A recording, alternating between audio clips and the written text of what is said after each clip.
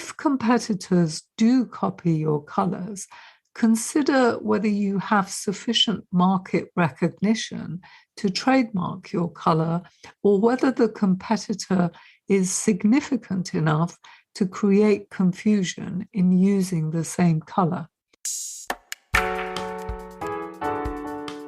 Hello and welcome to the Brandtuned podcast, which discusses all things brand related, including the essential trademark and IP dimension. I'm your host, Shireen Smith, IP lawyer, brand manager, and author of Brandtuned, the new rules of branding, strategy, and intellectual property.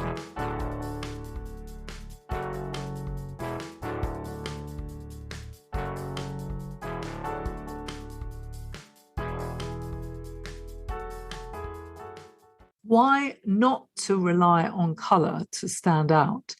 The difficulty with color as a brand identifier is that there is no legal protection available to rely on as you build up recognition. If you can't ensure you will be uniquely associated with a color identifier, you can't rely on color as the way for your brand to stand out and be distinctive.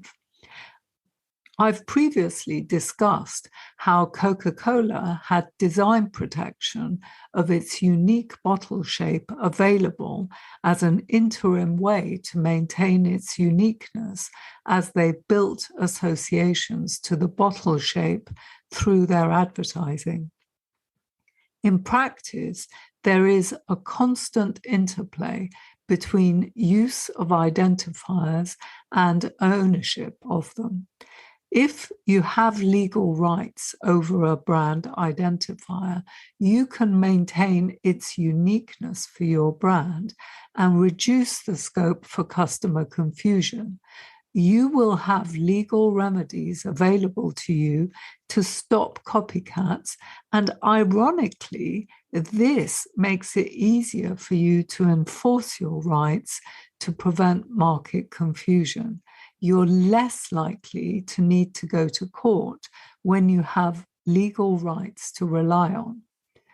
Where you do not have any legal rights in an asset, as you won't have with color in the early days of your use of a color, you are largely powerless to tackle competitor copying.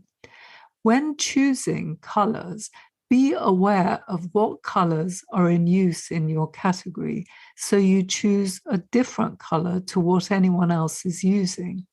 Like that, you stand more of a chance to be distinctive and potentially to ultimately secure that color as a trademark.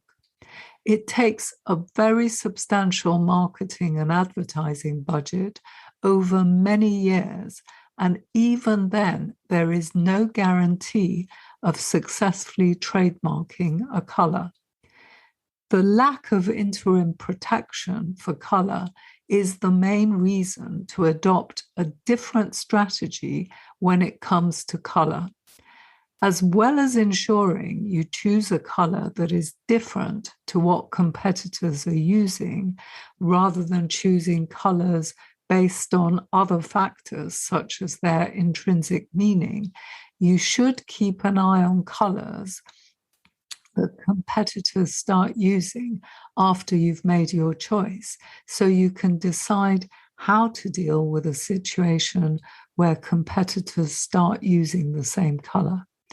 Depending on your circumstances, you might decide to just stop using a color as an identifier to distance yourself from any competitors who start using your colors. Competitors copying your color.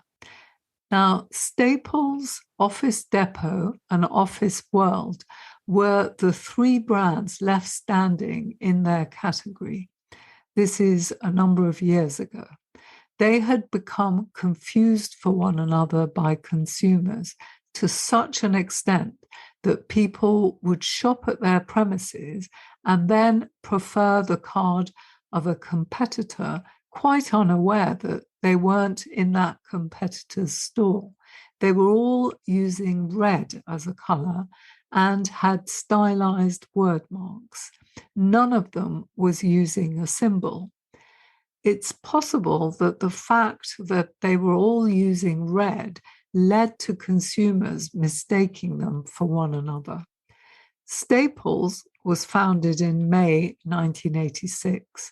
Office Depot was formed in October 1986, while Office World was founded in 1991. From a trademark point of view, Staples would not have been using red long enough to have been anywhere close to being able to trademark the color red at that time. In my view, they should have considered their position once Office Depot launched with red and made some adjustments to their branding. When you notice that a competitor is using the same color, it's important to assess the risk of confusion and decide how to tackle it. Staples might have adopted a two-color approach or maybe moved to using red just as an accent. They might also have introduced a symbol as an additional identifier. If you are in the very early stages of a business, as Staples was when Office Depot decided to start a similar business using the same color, then making some changes to your identifiers might make sense, as does relying on a range of identifiers apart from color when you first create a brand.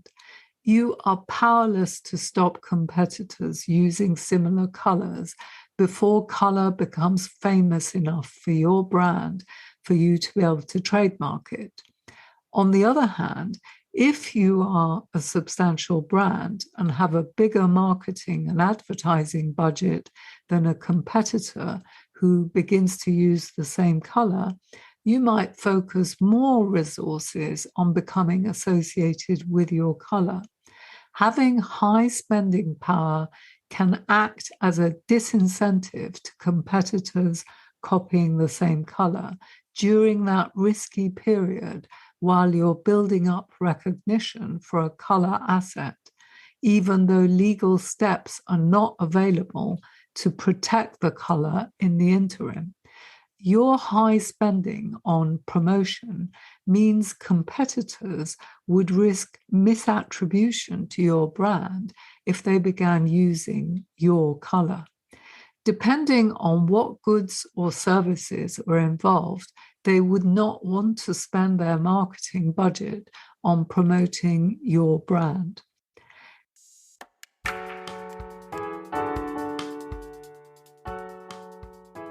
The digital economy has shifted society to an intellectual property-based one because IP laws govern intangibles and creativity.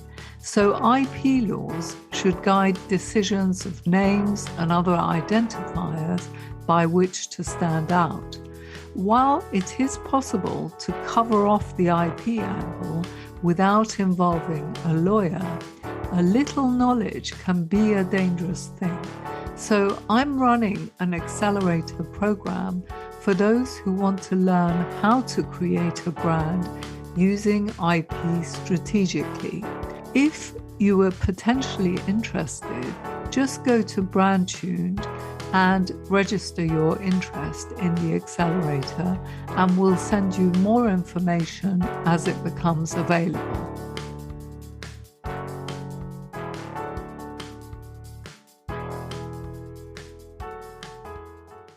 If competitors do copy your colors, consider whether you have sufficient market recognition to trademark your color, or whether the competitor is significant enough to create confusion in using the same color. Litigation is an option to consider as a way of deterring the use of your color. For example, you could argue in some countries like the UK that a competitor is passing off. if they're using a similar color. It would take very substantial resources to use litigation to deter competitors from adopting the same color, though, because you may probably not have a strong legal case due to the difficulty of establishing passing off.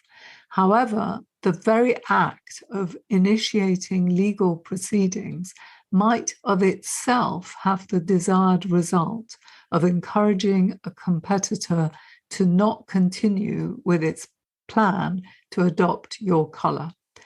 The bar to registration of color as a trademark is high, and the essential issue is to prevent confusion as to which brand is the source of the goods or services in question. Household name brands that have achieved color trademark registrations include Tiffany's turquoise, 3M's yellow, Coca-Cola's red, UPS's brown, and Barbie's pink. The brands that succeed in securing a color trademark have first become associated with a color so that they can prove that the color has a secondary meaning unique to their brand's goods or services.